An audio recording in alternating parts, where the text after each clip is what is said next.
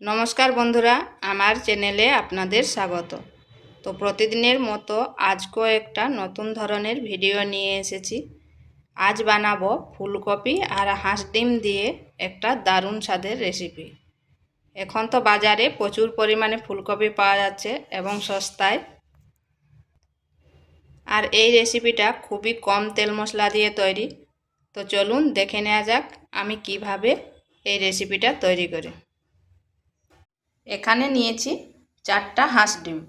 হাঁস ডিমগুলো সিদ্ধ করে খোসা ছাড়িয়ে এভাবে মাঝখানটা কেটে নিয়েছি। কড়াইতে দিয়ে দিচ্ছি তেল, দিচ্ছি লবণ আর দিচ্ছি হলুদ।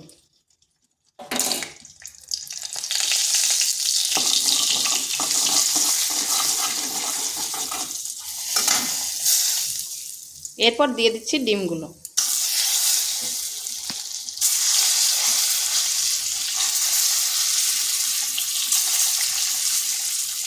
ডিমগুলোকে ভেজে নিচ্ছি।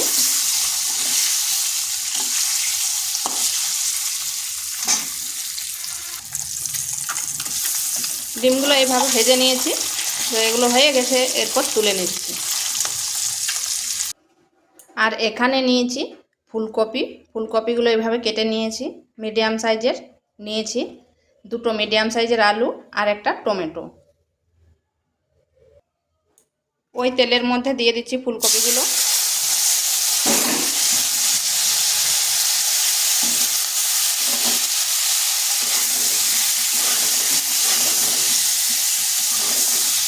ফুলকপিগুলো আলাদা করে ভেজে নিচ্ছি, কারণ আলুর সাথে ভেজে নিলে ফুলকপিগুলো তাড়াতাড়ি হয়ে যায়, আলুটা একটু দেরি লাগে, তখন ফুলকপিগুলো কিন্তু ঘেঁটে যায়। তাই এগুলো আলাদা করে একটু ভেজে নিচ্ছি।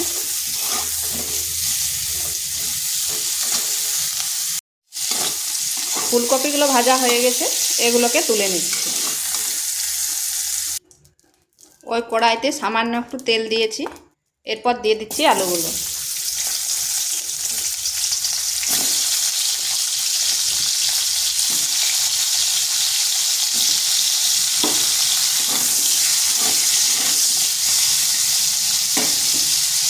দিয়ে দিচ্ছি পরিমাণ মতো লবণ।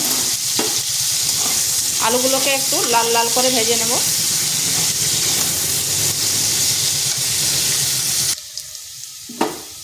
আলুগুলো ঠিক এইভাবে ভেজে নিয়েছি, একটু লাল লাল করে।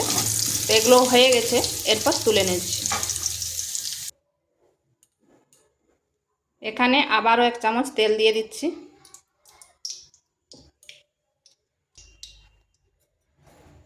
দিচ্ছি গোটা জিরা, 2টো লং, 2টো এলাচ আর 2 টুকরো দারচিনি।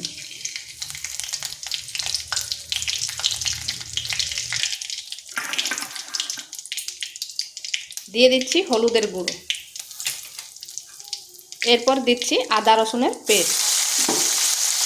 হলুদের গুঁড়োটা এই জন্য আগে দিলাম, তাতে আদা রসুন দিলাম যে আদা থেকে জল ছিটাবে না।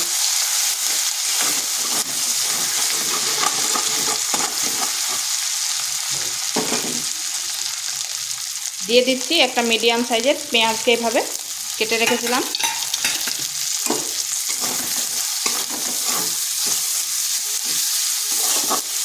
পেঁয়াজটাকে একটু ভেজে নিচ্ছি।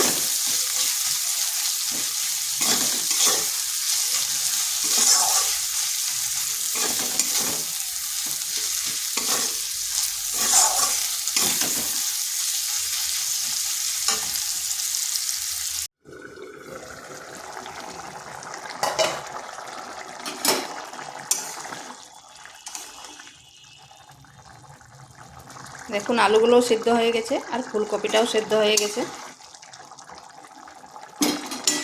এরপর এখানে দিয়ে দিচ্ছি ডিমগুলো।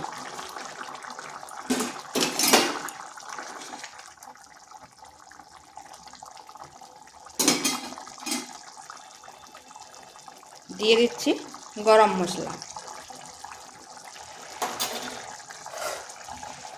আর দিচ্ছি সামান্য ধনেপাতা কুচি।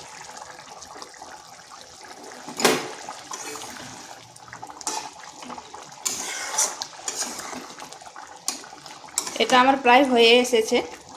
এরপর আঁচটা স্লো আঁচ করে ঢাকা দিয়ে 2 থেকে 3 মিনিট রেখে দিচ্ছি, যাতে গরম মশলা ধনেপাতার গন্ধটা পুরো তরকারির মধ্যে হয়ে যায়।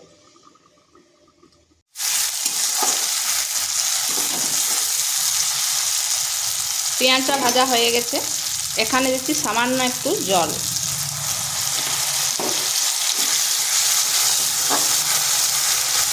এই গুঁড়ো মশলাগুলো দেবো তো যাতে না পুড়ে যায়, তাই একটু জল দিলাম।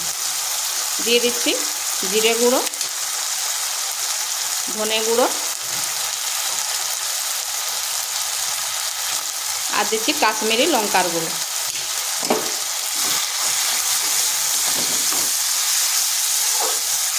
মশলাটা একটু ভালো করে কষে নিচ্ছি।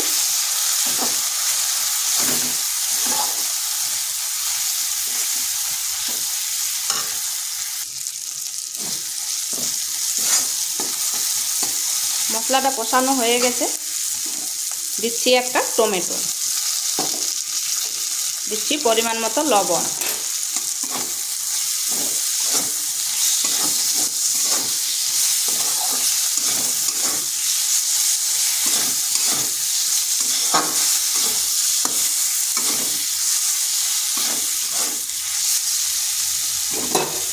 এরপর দিয়ে দিচ্ছি ভেজে রাখা আলু আর ফুলকপিটা।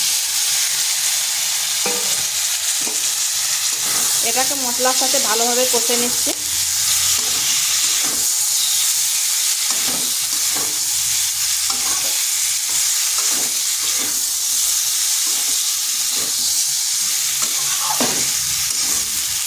যে কোনো তরকারি যত কষবেন তত কিন্তু তার স্বাদটা বাড়ে যাবে।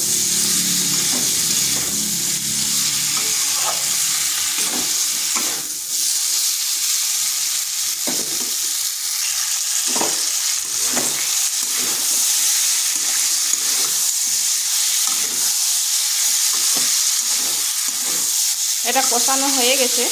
এরপর এখানে দিয়ে দিচ্ছি জল। জল খুব বেশি দেবনি, যেহেতু ভাজার সময় হালকা সেদ্ধ হয়ে আছে।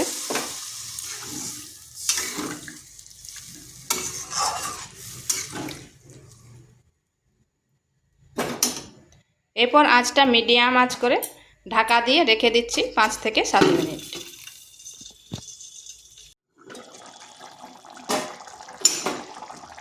তো এটা হয়ে গেছে, নামিয়ে আপনাদের দেখাচ্ছি।